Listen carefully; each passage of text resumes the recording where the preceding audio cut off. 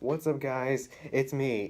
My name is FritzRolle732, and welcome to episode 1 of FritzRolle732 movie reviews. Anyway, so to start up this episode, I'm gonna do a 2016 rewind of all the movies of the top movies that I've seen in 2016. And I know what you guys are gonna say. Why is this guy making a 2016 rewind? 2016 ended like a month ago. Yes, I understand, but I haven't seen not that many movies this year in 2017. I only seen one movie, and that was Hidden Figures, which I'll do a review in the next episode. And as any other news for other episodes, um, I'm thinking about doing an Academy Awards pick um, before the Academy Awards airs on February 26th, which, by the way, fun fact, that's the day after my birthday. So stay tuned for that as well. Anyway, so with all the so far I'm gonna do 12 movies that I'm gonna review that was in theaters in 2016. So with that being said, enough rambling. Let's get started with some rockin', rolling, and movie reviewing. Now to start us off, let's do sci-fi and fantasy. Now, so far, I only seen like very few sci-fi and fantasy movies. So here are my top three. And by the way, the top 12, this ain't chronological order. It's just the ones that are the most recognizable and the ones that I most want to review, um, you know, for this episode. So, anyway, so starting us off with sci-fi and fantasy, we got Fantastic Beasts and Where to Find Them. So, by the way, there's a script. But oh, who cares? So, Fantastic Beasts and Where to Find Them. Now, I haven't been that much of a fan of Harry Potter, over the past years of my childhood, obviously. Because, but ever since 2015, that's when I started really becoming more of a fan. Because, after becoming a brony since 2014 or 2013, I started, how you say, tapped into so many fandoms, and I started loving all the shows that all us nerds love. And it's a compliment. It's not a disrespect. It's a compliment. I am a nerd as well. But anyway, so Fantastic Beasts and Where to Find Them. I gotta say, the movie itself overall was a really good movie. I heard the news that it got nominated for 2 Academy Awards for Best Costume and Best Visual Effects. Of course, you cannot. I mean, it's it's really that good. So I wish him luck at that. And I may be wrong. I may be wrong by the visual effects. It could be something else. But if you, if there are any corrections, put in the comments below. Anyway, so back to reviewing this movie. Overall, the story and the characters were all really good. Eddie Redmayne as Newt Commander was, his performance was really good as well as the other actors for their other characters. And also Johnny Depp's cameo, was also really good as well. And I cannot wait I heard that he was gonna do more appearances in the sequel, so I cannot wait for that. And when I heard that, and when I saw of who he was, he played the villain that was, in the newspaper, that escaped from, Azkaban prison, or I forget the setting. I do know it's a type of prison.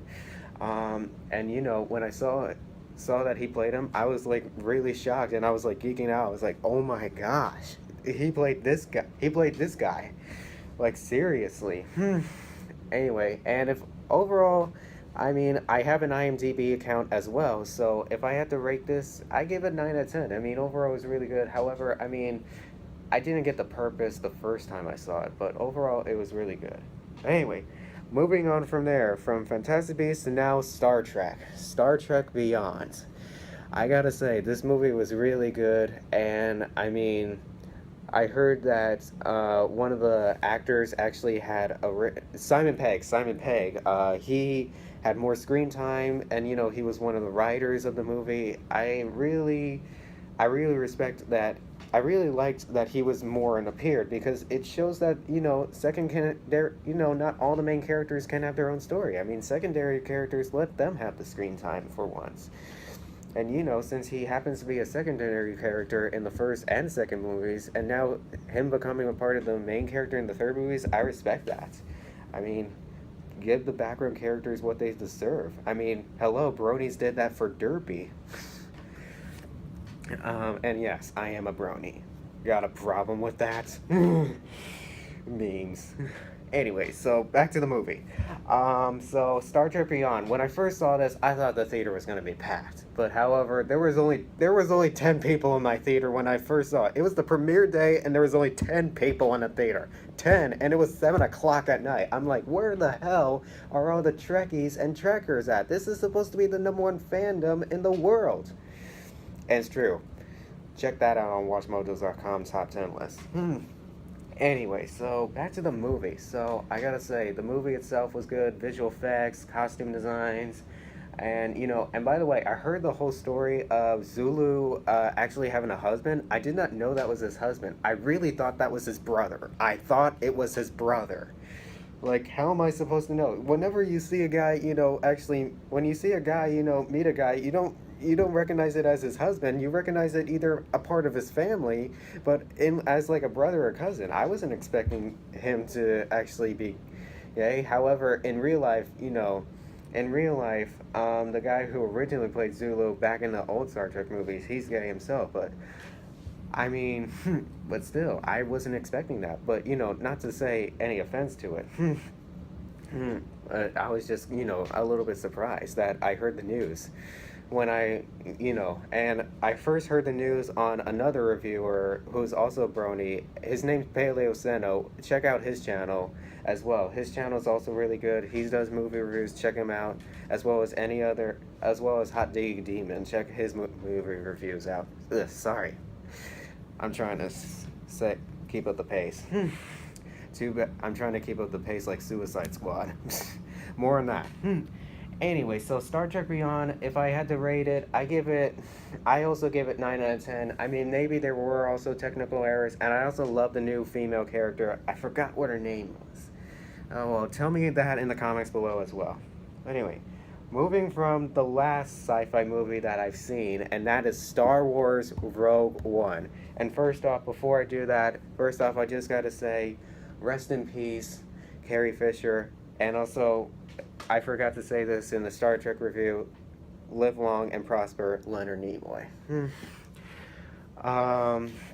So yeah, Star Wars Rogue One, or otherwise known as Star Wars 3.5, as my cousin would call it. I gotta say, overall, the movie itself was good, and, I really give credit to the main characters. I mean, risking their lives, and, just to find that little piece of data, for Princess Leia, delivering that last piece of data for Princess Leia, so that way, as they said in the end of the movie, there is hope. And, I respect that. Yeah, this is a sign of new hope, my bad. So yeah, and overall, I mean, I just love the movie and stuff, and, the characters were so awesome as well, especially the blind guy. My favorite guy was the blind guy. Like, the part where they cover his head and he's like, seriously, I'm blind.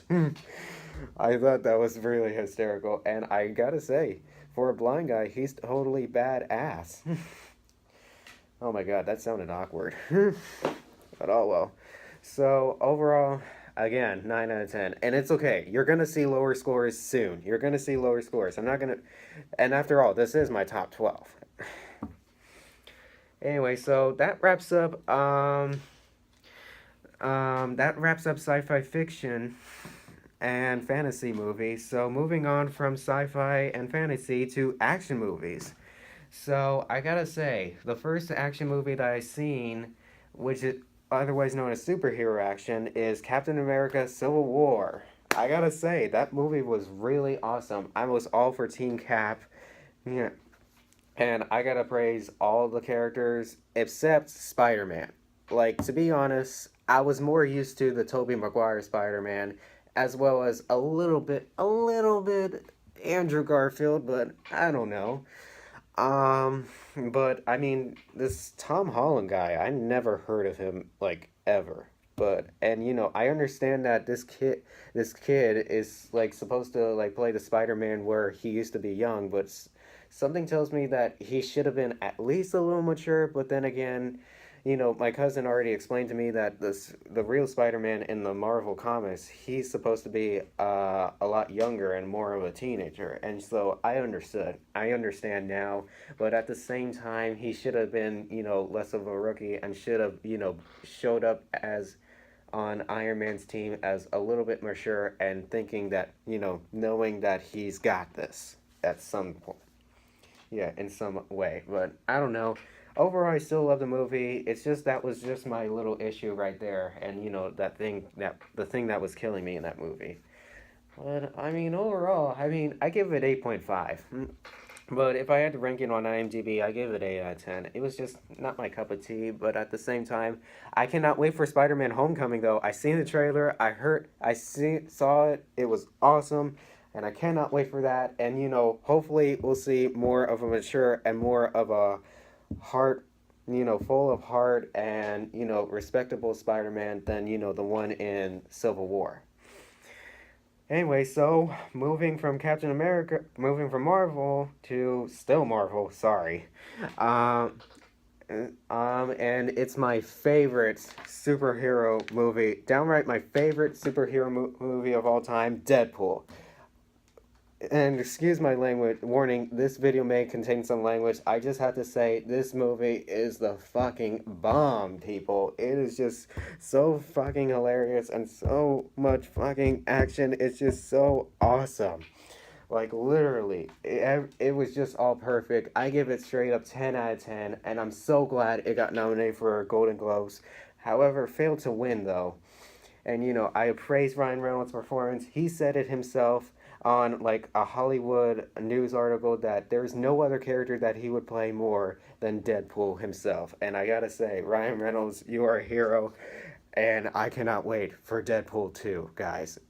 And I hope it's happening. And this time, don't make it 8 years. Damn you, Fox Century Entertainment, don't make it frickin' 8 years to make the sequel. Damn it. Make it 2 years or less from now. From now, not then, from now. Anyway, I'm just joking, guys. That wasn't like a complete demand. Anyway, so yeah, 10 out of 10, straight up 10 out of 10. It was just downright out of the ballpark. Anyway, so moving from Marvel to now DC. Oh gosh. Just when you saw the trailer, you were gonna have so much hope for these movies, it just went down completely in the toilet. Oh boy. So first off, Batman versus Superman. I mean, I just gotta say, at least the actors did a good job.